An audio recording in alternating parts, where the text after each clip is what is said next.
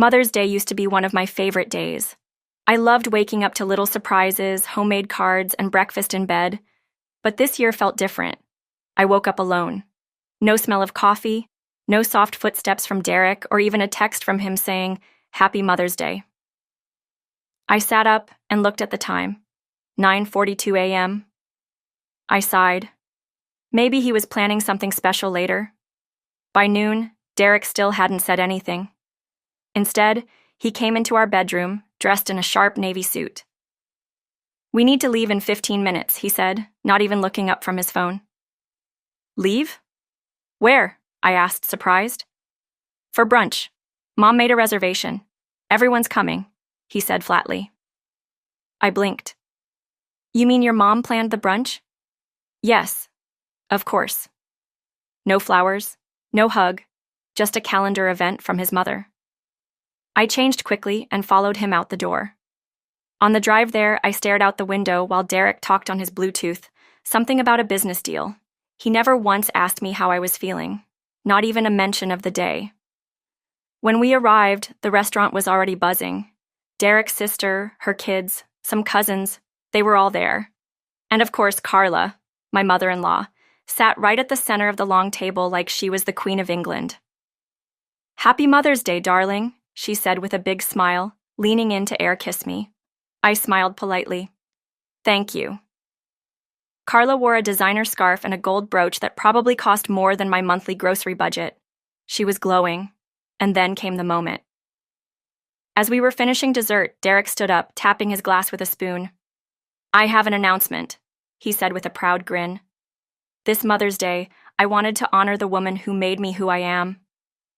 I felt my cheeks warm. Maybe he would say something kind about me after all. "I booked something very special for you, Mom," Derek continued. "A luxury cruise, 14 days, private suite, first class. You and Aunt Lillian leave next Saturday." Everyone clapped. Carla gasped with joy, her hands over her heart. "Oh, Derek, you shouldn't have," she gushed. I sat there, stunned. 14 days, first class, a $20,000 cruise. Then Derek turned toward me. "And for my lovely wife." "I didn't forget about you, sweetheart," he said, reaching into his pocket. I felt a flicker of hope again. Maybe a necklace? Maybe a spa day? He handed me a small folded paper. "A lottery ticket," he said with a chuckle. "Hey, you never know. You might win big." I just stared at him. Everyone laughed, including Carla, who added, "That's just perfect for her. So fitting." I forced a smile. My hands shook a little as I tucked the ticket into my purse. I felt invisible. No speech, no words of appreciation. Just a joke in the form of a $5 scratch-off. All through the rest of the brunch, people praised Derek for being such a good son. Nobody noticed how quiet I was. Nobody asked if I was okay. When we got home, Derek immediately went into his office to take a quick call. I stood in the kitchen, staring at the untouched vase that once held flowers he used to bring me. I went upstairs, pulled out the lottery ticket, and sat on the bed. I didn't expect anything.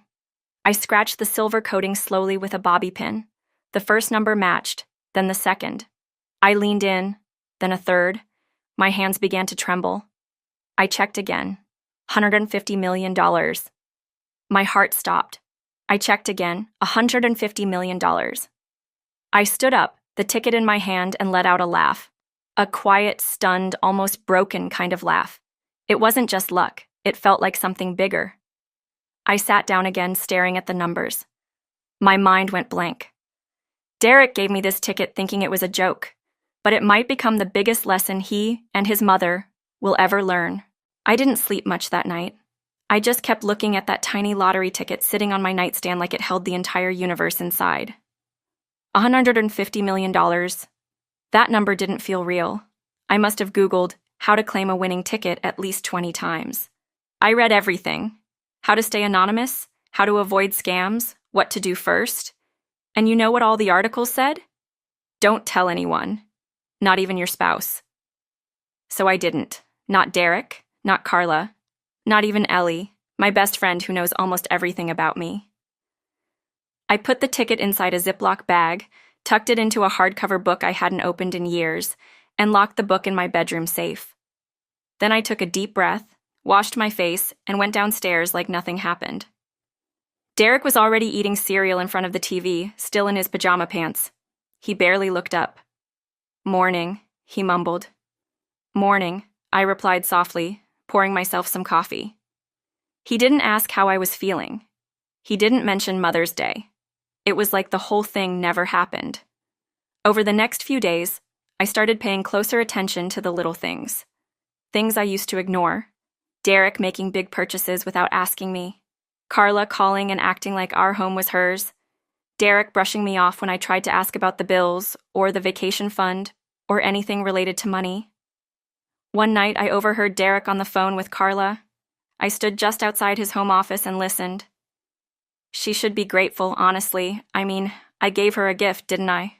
She's not exactly the reason we're doing well. My stomach dropped. I thought we were a team. I've supported his business from day one. Cooked, cleaned, held things together when he almost went bankrupt. But to him, I was just background noise. The next day, Carla dropped by unannounced, as usual. She stood in the kitchen, sipping tea from my favorite mug. "I told Derek he should get you something useful for Mother's Day," she said with a smirk. "You know, like a vacuum cleaner. That lottery ticket was such a cute idea, though. Maybe you'll win $5. I smiled politely and nodded. I wanted to scream, but I didn't. I was learning, I was watching, and I was planning. I started spending my evenings reading, not romance novels, but articles about trusts, financial advisors, and asset protection. I created a fake email account and started contacting lawyers under the name Rebecca Fields, a name I made up. I said I was writing a book about women who suddenly come into wealth. That way, I could ask all my questions without raising suspicion. I also opened a separate bank account in a different town and deposited a small check for my side gig crafting shop, just to test things out. It felt like building a tiny raft in secret while the ship I was on kept leaking. I knew one thing for sure. I was not going to waste this blessing. I wasn't going to run out and buy 10 cars or post about it online. That wasn't me. But I also wasn't going to keep living like I was invisible. This money gave me something I hadn't felt in years. Control. For the first time in a long time, I didn't feel stuck. I felt powerful. But power, I realized, is quiet. It doesn't need to yell. It plans. That weekend, Derek asked me to cancel my weekend plans because his mother wanted to have dinner, just the three of us. I nodded. "Of course," I said. "Anything for family." He kissed my cheek and left the room. And I stood there, smiling to myself. Because the woman he gave a $5 lottery ticket to was now holding the keys to $150 million. And not a soul knew. From the outside, nothing changed. I still made Derek's coffee in the mornings, still folded his laundry, still smiled politely whenever Carla called to gossip about her nail appointments and complain about how stressful life is as a retired woman living rent-free in her son's second home. But inside, everything was different. Every moment I spent around them now felt like a performance. I was no longer the woman they saw as weak or forgettable. I was just playing the part, quietly, carefully, and with purpose. Derek didn't notice a thing. In fact, he started acting even more smug. A few days after the brunch, he casually mentioned over dinner that we needed to tighten up our spending because he was reallocating funds for Mom's cruise. Reallocating. That was his word. I nodded and chewed my food slowly, pretending to be concerned. "That makes sense," I said. "We all need to make sacrifices." He smiled and looked proud of himself, like he'd just made some brilliant executive decision. I asked him if he wanted dessert. He said yes. I got up and made a mental note. He's going to learn what a real sacrifice looks like. Meanwhile, I was busy behind the scenes. I found a financial advisor, a woman named Denise from out of state. I used a prepaid phone to call her and never gave my real name. She was sharp, kind, and professional. I told her I was writing a fictional story about a woman who secretly wins the lottery and needs help protecting her winnings from her toxic husband and greedy in-laws. Denise didn't ask questions. She gave me a full roadmap, trusts, LLCs, layered protections, even offshore accounts. I listened, took notes, and started putting things in motion. Every day I acted like nothing had changed. But my mind was racing with plans. Carla called one afternoon sounding excited. "Rachel, sweetheart, I need your help picking out my cruise wardrobe. Derek said I can spend up to $10,000 just on outfits." "Of course," I said warmly. "You deserve it." She laughed and said, "Finally, someone who understands." That night, I sat in bed with my journal and listed everything I wanted to do once I secured the money. Not out of spite, at least not at first, but out of freedom. A small home by the lake, a rescue center for animals, an art studio, traveling, alone, real independence. But then I added a second list, one just for them, for Derek, for Carla. Not to destroy them, just to remind them who they underestimated. Ellie, my best friend, started noticing a change in me.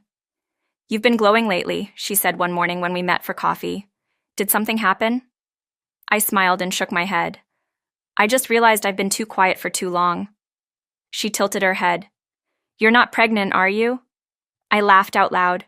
"No, no babies, just waking up, I guess." Ellie narrowed her eyes. "Is Derek treating you right?" I hesitated. I wanted to spill everything, but I couldn't. Not yet. "I'm fine," I said. "But thank you for asking. You're the only one who ever does." She reached over and squeezed my hand. "I'm always here." It warmed my heart. But it also reminded me how completely alone I was in this secret. Still, I didn't crack. I went back home that evening and helped Derek finalize travel documents for his mother's cruise. He even asked me to drive Carla to the airport when the time came. "Sure," I said sweetly. "I'll make sure she gets there safe and sound." He kissed the top of my head and muttered, "You're such a good wife." I smiled at him, big, wide, and fake. Because soon, I wouldn't be just his good wife. I'd be the woman who walked away without making a sound, after building her empire right under his nose. I always thought building a secret life would be messy, full of lies and risk. But it turns out when no one's really watching you, it's surprisingly easy. Derek and Carla were too busy patting themselves on the back to notice anything. While they planned dinners, bragged about cruises, and criticized the neighbors' landscaping, I was quietly setting the stage for something far bigger. I started with a lawyer. I didn't walk into some office downtown wearing sunglasses like in a movie. I booked a discreet appointment under my middle name, Anne, at a boutique law firm one town over. "Helping a friend going through a messy divorce," I told the receptionist with a smile. "She doesn't want her husband to know she's planning." The receptionist nodded like she'd heard it before. Inside the office, I met with a lawyer named Susan. Calm, confident, discreet, she looked like she could outsmart a team of wolves. I liked her immediately. I told her I needed to create a trust. I didn't mention the lottery, just that I had recently come into a large sum of money and needed it protected, completely separated from my husband and his family.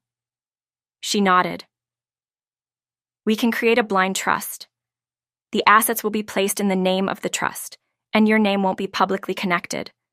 As far as anyone knows, it belongs to the trust, not you." It was perfect. We got to work. Susan handled everything: documents, account setups, shell companies. She introduced me to a network of financial planners, real estate agents, and even a woman who specialized in anonymous philanthropic giving. By the end of the week, my $150 million was quietly moving. Not $1 was in my name. Not one trace pointed back to me. Meanwhile, at home, Derek was acting like he'd conquered the world. One night at dinner, he casually said, "Mom thinks you're finally settling into your role. She said she hasn't heard you complain once." My fork paused in midair. "My role?" I asked, tilting my head. "You know, supportive wife, behind the scenes, keeping things stable." I smiled and nodded. "Well, someone has to, right?" He didn't even catch the sarcasm. Carla, on the other hand, was busy bragging to her friends about her upcoming cruise. "She's treating it like a royal coronation," Ellie whispered one afternoon when we bumped into Carla at the mall. Do you need help getting rid of her? I laughed. Not yet, but keep that offer on standby. Carla had no idea that while she picked out overpriced sunglasses for her trip, I was finalizing the purchase of 3 rental properties, a cozy lakefront cottage, and a small stake in a tech startup, all under different company names, all legally protected.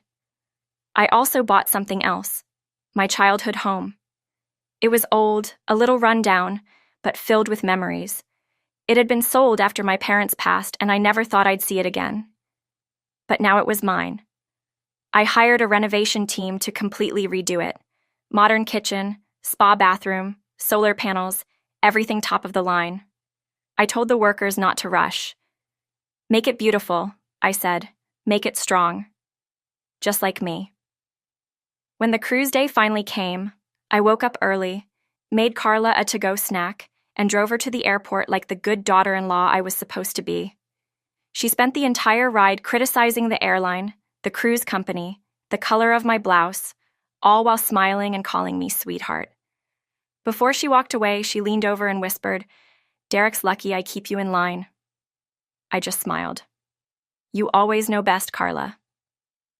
As she disappeared through the security gate, I sat in my car, took a deep breath, and whispered, "Good luck with that cruise."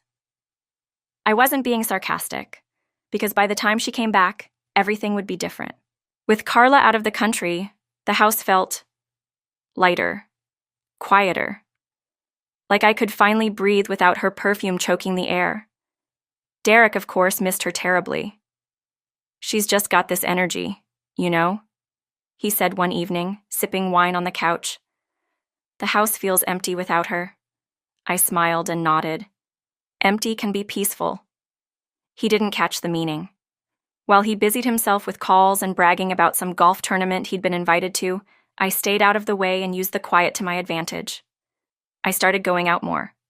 Not for errands, for business. Some mornings I was meeting with real estate developers about rental projects. Other days, I visited my childhood home to check on the renovation progress. The workers greeted me as Ms. Anne, and I liked it that way. No connections, no questions. The house was coming together beautifully. The walls had been knocked down to create open spaces. Sunlight poured into the kitchen. I walked barefoot through the hallways and ran my hands over the new marble countertops. This was more than a house. It was my fresh start. One afternoon, I stood in the master bathroom, staring at the oversized tub they'd just installed. For a moment, I saw myself in it. A glass of wine in hand, soft music playing, not a care in the world. Then my phone buzzed. "Derek. Pick up some groceries on your way home. Out of almond milk and paper towels. No, please. No, thank you. Not even a, hey, how's your day?" I stared at the message and laughed. Another day, I came home to find Derek rummaging through the mail with a concerned look. "You opened a new account with Silverwood Bank?" he asked, holding up a piece of junk mail. I blinked. "Oh, that must have been when I was thinking about starting a small online shop again. I forgot to close it." He shrugged and tossed the letter. "We can't afford extra hobbies right now. Things are tight with Mom's travel bills." "Tight," I repeated softly. "Sure, Derek, real tight, while you sip imported wine and order custom golf clubs." I kept playing along, but my transformation was happening from the inside out. I started changing how I dressed, not flashy, but elegant. Clothes that made me feel powerful. I cut my hair shorter, styled it differently. I began wearing subtle makeup again. Nothing too bold, just enough to remind myself I still existed. Even Ellie noticed. "You look expensive," she said during one of our coffee dates. I smiled. "Just cleaning out the old wardrobe." "No," she said, sipping her latte. "You're glowing. Did you finally dump Derek?" I laughed. Not yet. But I had started seeing him clearly. The way he made decisions without asking, the way he acted like he was the only adult in the room, the way he used words like "we" when he meant him and his mother. And the more I saw, the less I cared about keeping him comfortable. While he planned more business dinners and weekend golf retreats, I made bigger moves. I bought a quiet piece of land by the coast, just a patch of earth for now. But someday it would be a healing retreat for women starting over. No one knew my name was behind it. I liked it that way. I also hired a private investigator. Not for revenge, not yet, but because I wanted to know the truth. I wanted to know what Derek was hiding. He wasn't cheating. He was too smug and lazy for that. But money, business, secrets, I had a feeling there was more going on than golf and brunches. The investigator agreed to be discreet and send updates only through a secure online folder. I logged in every night to check, like a secret ritual. Meanwhile, I kept being the perfect wife. I smiled when Derek talked. I laughed at his tired jokes. I wore the apron and baked the cookies. But behind that apron was a woman rebuilding her life. One quiet, powerful move at a time. 2 weeks before Carla returned from her cruise, I made my final move. Derek had no idea. But while he was busy planning a weekend networking trip with his college buddies, I was finalizing the paperwork to sell his entire business. Well, our business, technically. Years ago, when Derek launched his company, he used a big chunk of my inheritance to get it off the ground. I didn't complain. I believed in him, believed in us. I didn't ask for my name to be added to the company.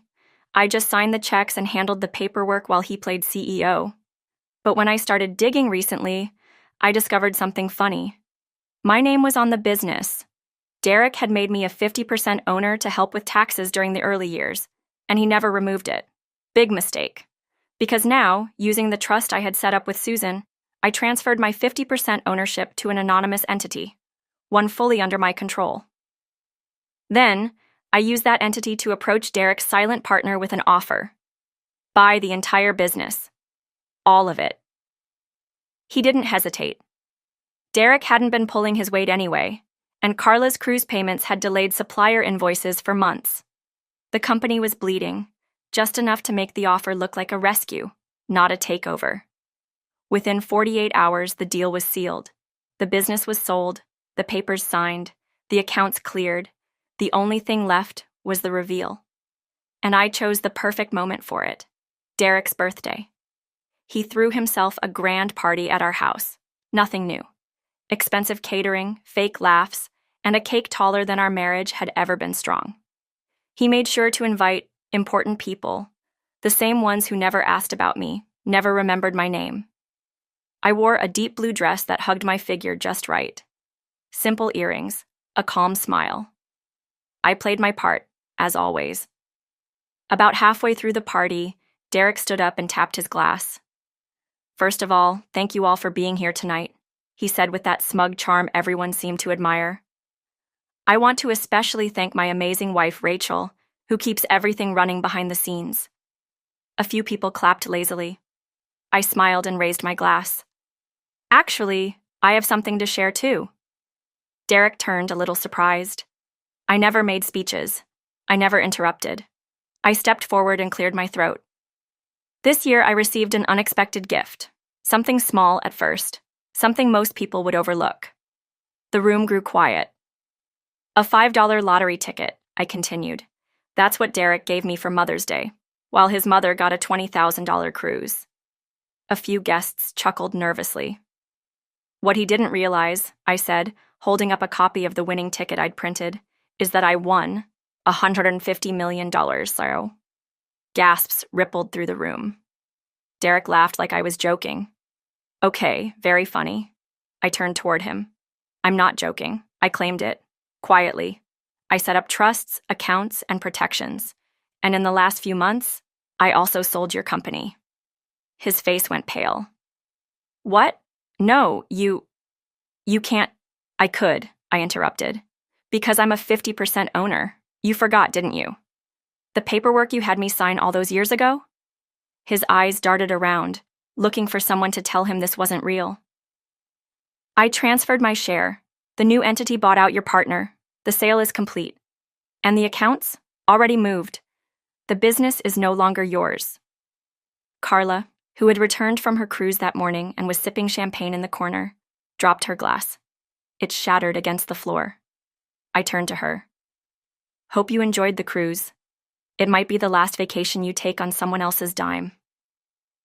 She opened her mouth to speak, but I didn't care to hear it. I turned back to the guests. "Thank you all for coming.